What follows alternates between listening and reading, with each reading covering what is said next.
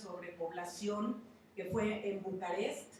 El derecho a la reproducción es un derecho a las parejas e individuos. Aquí ya se empezaba a aceptar que no nada más las parejas son quienes deciden sobre sus derechos reproductivos, sino ya es algo individual. Aquí vamos viendo cómo va avanzando la reflexión en el derecho internacional. En el 84 viene la Reunión Internacional sobre Mujeres y Salud en Ámsterdam, que es una reunión muy, muy importante. Yo diría que es uno de los parteaguas para los derechos reproductivos. En el 94 viene la Conferencia Mundial en Viena. Las mujeres, se abre aquí el que la discriminación contra las mujeres es tanto en el ámbito público como en el ámbito privado, y esto va a ser algo muy importante, el que se pueda ir rompiendo esta dicotomía público-privado y en el que se pueda avanzar desde violencia, si nos vamos a una convención de la OEA que es sobre Belén do Pará, la que les platicaba yo que es sobre violencia de género, pero aquí ya se empieza a reflexionar sobre esta dicotomía o este binomio público-privado en el que siempre estamos las mujeres entrando y saliendo. Y bueno, y se empieza ya a perfilar el que no es posible que un país tenga leyes punitivas desde una normatividad religiosa o dogmática y que esté penalizando la conducta de las mujeres y las esté llevando presas, o en su defecto, al ser clandestino, al ser ilegal, las mujeres pobres recurren al aborto inseguro y muchas de ellas mueren o quedan con graves daños. Entonces, por eso les platicaba yo que el índice de muerte materna es altísimo. En nuestro país es la cuarta causa de muerte en mujeres en edad reproductiva y fue parte de lo que a nivel internacional se fue viendo para ir apoyando este tipo de convenciones y a todas ellas asistió México, tanto en la parte gubernamental como en las organizaciones no gubernamentales. Estuvieron tomando nota de todo esto, México estuvo signando todos estos tratados y pues es importante saber que México está obligado a cumplirlos, cosa que no ha hecho, y que cada vez hay más retrocesos legislativos en esta materia, ¿no? Realmente el Distrito Federal es como una isla, si lo comparamos con los demás estados de la República Mexicana que han tenido en los 2 últimos años retrocesos legislativos. En el 1994, una conferencia que es importantísima es la del Cairo, es la Conferencia Internacional sobre Población y Desarrollo de la ONU. Aquí se logró conceptualizar los derechos reproductivos ya como derechos reproductivos en concreto y su programa de acción. En el 95, la Convención de Beijing es la 4ª Conferencia Mundial sobre la Mujer. Acuérdense que la primera fue en el 75, fue aquí en México. Una convención que bueno, si hablamos de igualdad de jure, ayudó mucho, más no tanto de igualdad de facto o igualdad sustantiva. Sí se dieron en documentos muchos avances, pero bueno, se han visto muy lentamente reflejados en la vida diaria de las personas. En esta convención de Beijing se habla de que la salud sexual y reproductiva no puede verse sujeta a coerción, ni a discriminación, ni a violencia. Sí es uno de los acuerdos que firma México y que, bueno, hasta la fecha, y ahorita vamos a ver más adelante, en las reformas constitucionales que se han hecho ya a 18 entidades federativas, se está llevando tanto discriminando, se está coercionando a las mujeres y se les está violentando. Se está ejerciendo violencia institucional contra las mujeres, porque lo que está sucediendo a raíz de las reformas constitucionales, que me imagino que muchos y muchas de ustedes sabrán, están protegiendo la vida desde el momento de la concepción. Esto lo que ha hecho es un ambiente,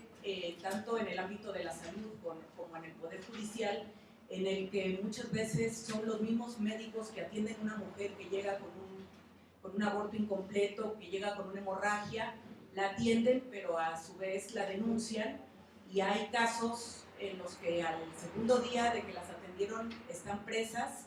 se les están dictando sentencias terribles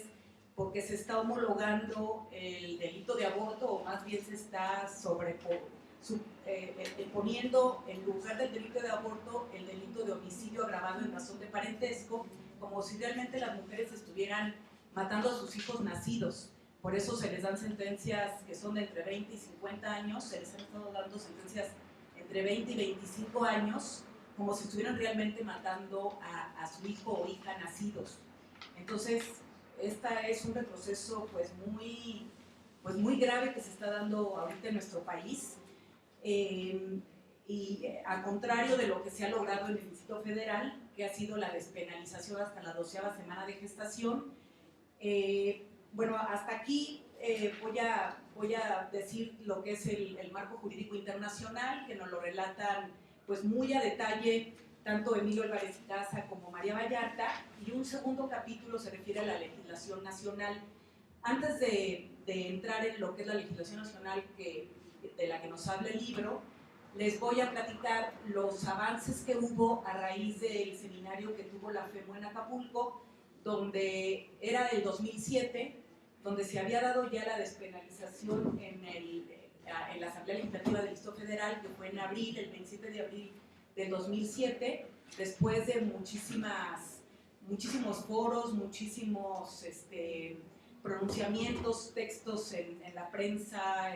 programas de radio, programas de televisión, etcétera. Lo que nos platican es que a los legisladores y legisladoras de de la Asamblea Legislativa del Distrito Federal de la legislatura, bueno, ya no me acuerdo qué número fue, se les llevó a varios seminarios para que realmente entendieran de qué se estaba hablando, porque muchos de ellos, sin saber bien de qué se trataba, desde una posición de ignorancia, no querían que pasara esta iniciativa, no querían votar a favor de ella.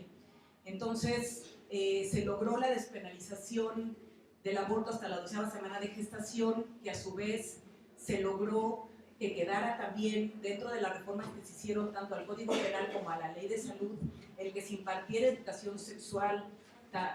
desde tempranas edades y el que se insistiera en la población en cuanto a planificación familiar. Pasó esta iniciativa de ley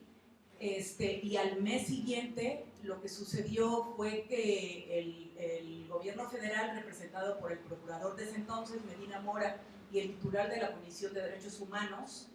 federal, metieron una acción de inconstitucionalidad ante la Suprema Corte de Justicia de la Nación para echar abajo los cambios que se habían logrado en el Distrito Federal, tanto en el Código Penal como en la Ley de Salud del Distrito Federal. Esas dos acciones, obviamente en la CNDH, el doctor Soberanes ni siquiera lo consultó con el consejo de la CNDH, fue una acción que tomó unilateralmente y pasó este asunto a ser estudiado y revisado por la Suprema Corte de Justicia de la Nación. En este ínter fue cuando se hizo el seminario en Acapulco, entonces muchas de las ponencias que ustedes van a leer en este libro corresponden a esa etapa de los avances que había habido en el DF, pero del intento de echar para abajo esos avances que pudieron pasarse en el Distrito Federal. Después de esto, lo que es muy importante es que la Suprema Corte de Justicia de la Nación abrió audiencias públicas para que se discutiera nacionalmente y a través de que la gente, que el público pudiera ver y escuchar a través del canal judicial, y dio 3 fechas para audiencias para los grupos que estaban en contra, los grupos antiderechos, los grupos pro vida que estaban alrededor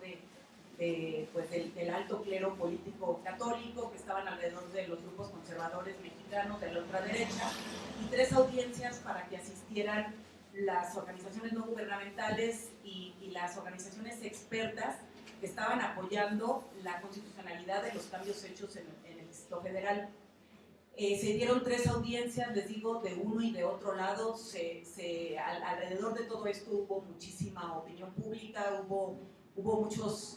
Algo que fue muy importante y yo creo que debemos resaltar es todo este movimiento que se dio a través de esas discusiones, cómo las personas pudieron allegarse a los argumentos basados en la ciencia, a los argumentos en donde debe ser claro que somos un Estado laico, que estas acciones que se pretendían para descalificar los avances que se habían tenido en materia de derechos reproductivos en el DF eran totalmente retrógradas, estaban vulnerando el Estado laico.